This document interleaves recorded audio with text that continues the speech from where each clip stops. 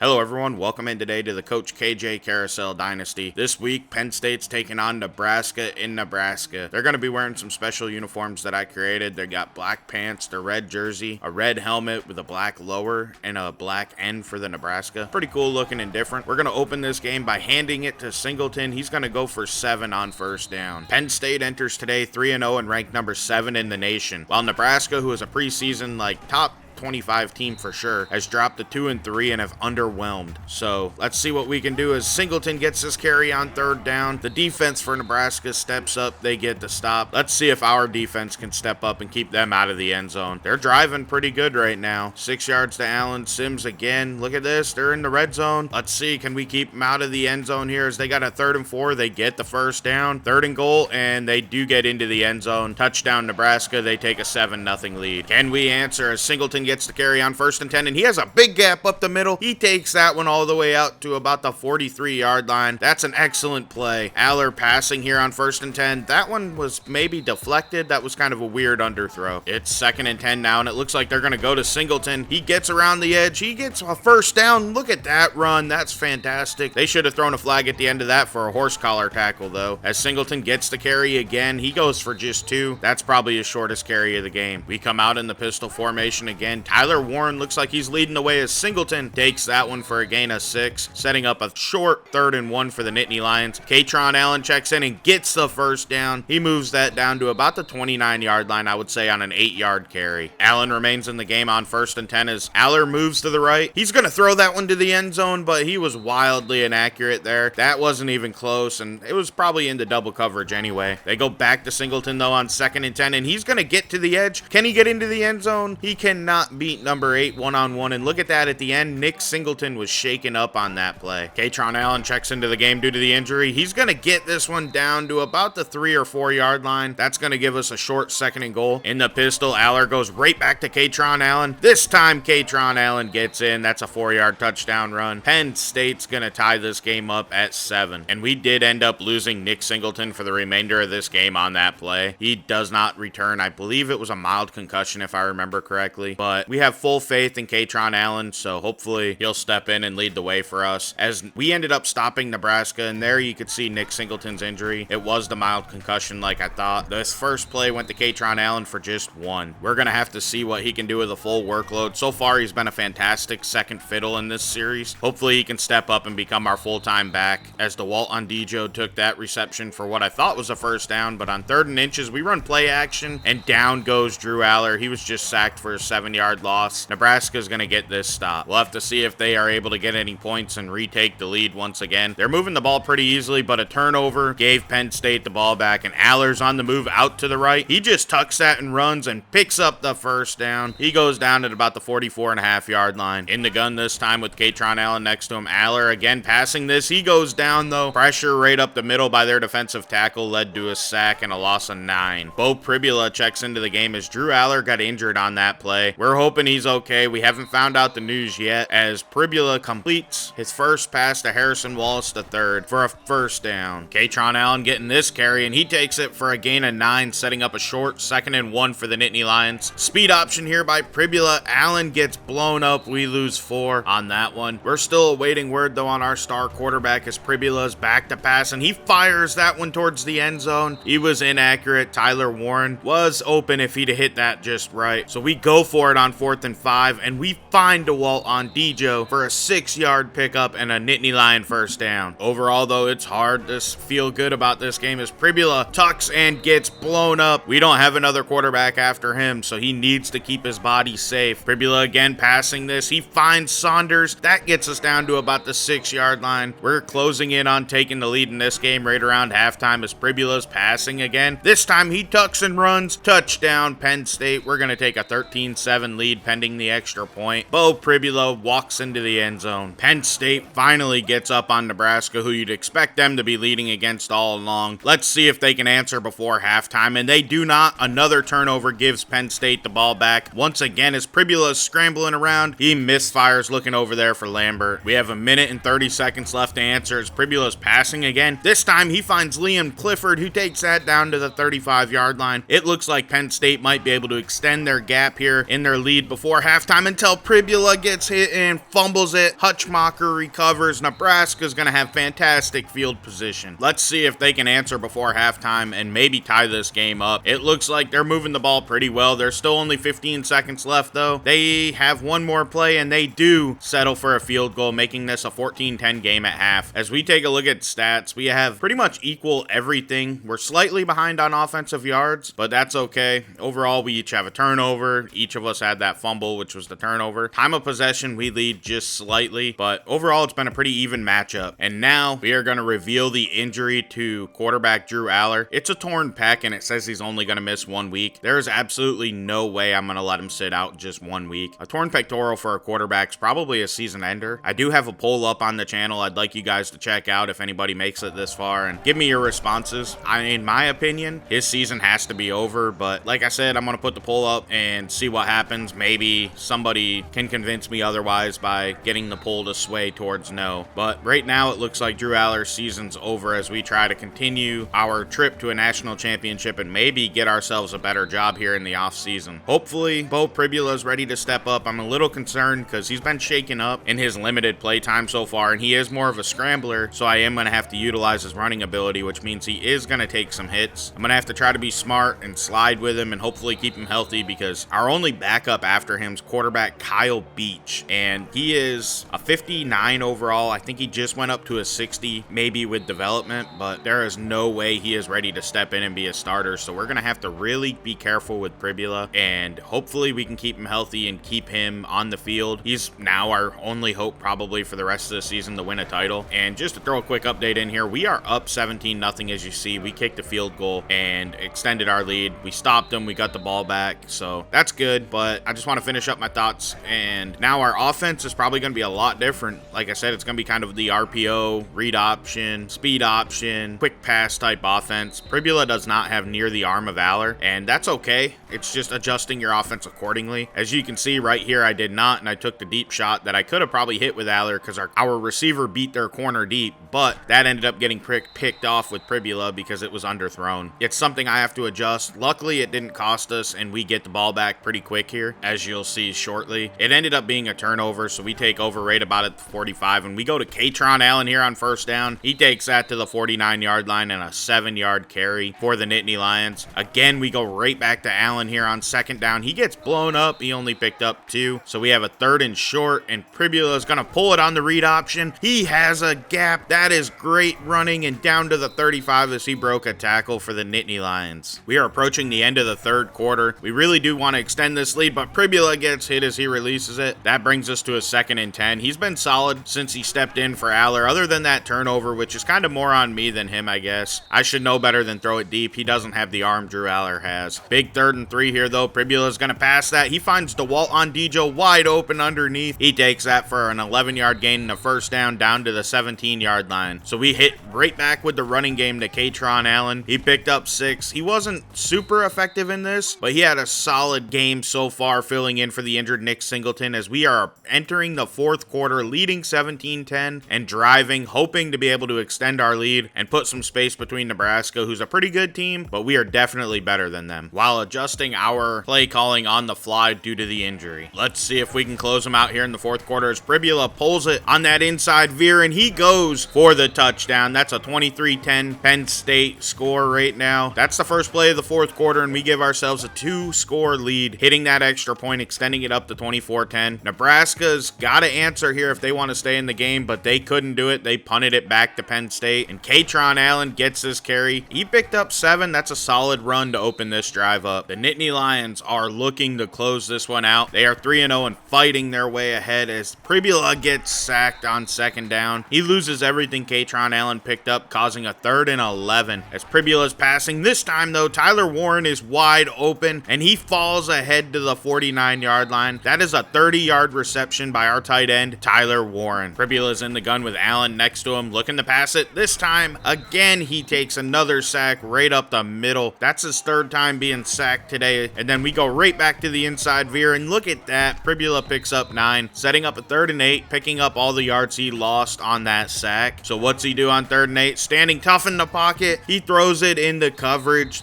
We are kind of lucky that didn't get picked off. We ended up having to punt it back back to Nebraska. Hopefully our defense can get a stop. We don't want to lose this one and ruin our national title hopes, as we still have to play Michigan and Ohio State to get to the conference championship game and hopefully into the playoffs. Luckily though, our defense came up with that stop. There's only 3 minutes left in the game, and look at that step back by Pribula. That carry went for 19. That's a fantastic play from our quarterback. Katron Allen follows that up with a 5-yard carry, and then right back to the read option, and Pribula pulls it. This time he has a chance to get into the end zone, and look at that step back. That's 2 times on one drive. That's another 20-yard carry. Bo Pribula shows us why he's so dynamic on the ground and how this offense is going to have to be structured with him. As we go to Katron Allen on 1st and goal, he cannot get into the end zone. He only picks up 1. So back to 2nd and goal. We run read option, and Pribula walks in. Touchdown. Penn State extends this lead up to 30-10, pending the extra point. With 2 minutes left in this one, it's pretty much over. 31-10's the score. Let's see what Nebraska can do, and they just punt it back to Penn State. This one's over as we drain the clock. Nebraska's probably going to use some timeouts. We will see if they just concede the game to us by not calling timeouts, and that's what ends up happening. We have to run 1 more play at least, maybe 2, just to drain all the time off the clock. I could kneel it, but with them timeouts, I'd rather run it and get some more experience for Pribula. He runs, and he doesn't get through anybody, but that is going to be your final play of the game. Penn State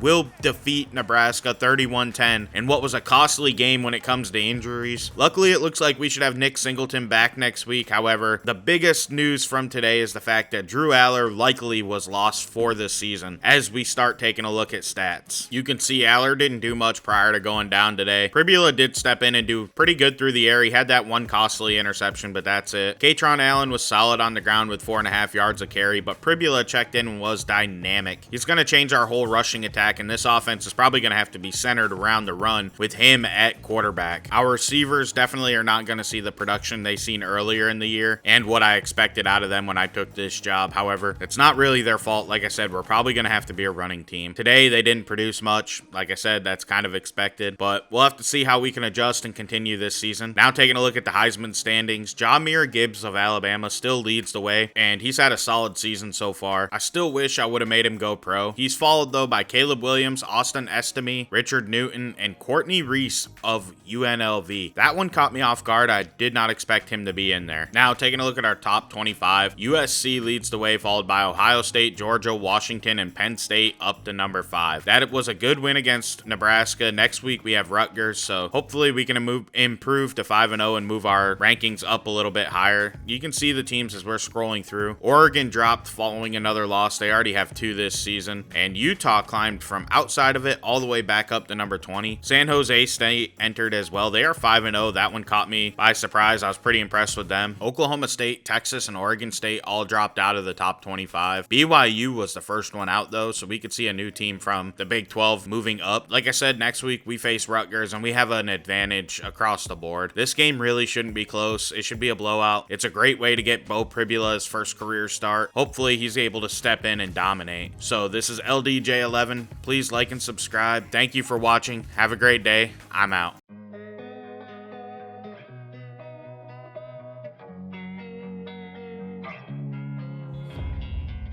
Sometimes you just gotta believe there's something that'll give you relief. There's something that'll have what you need, what you need.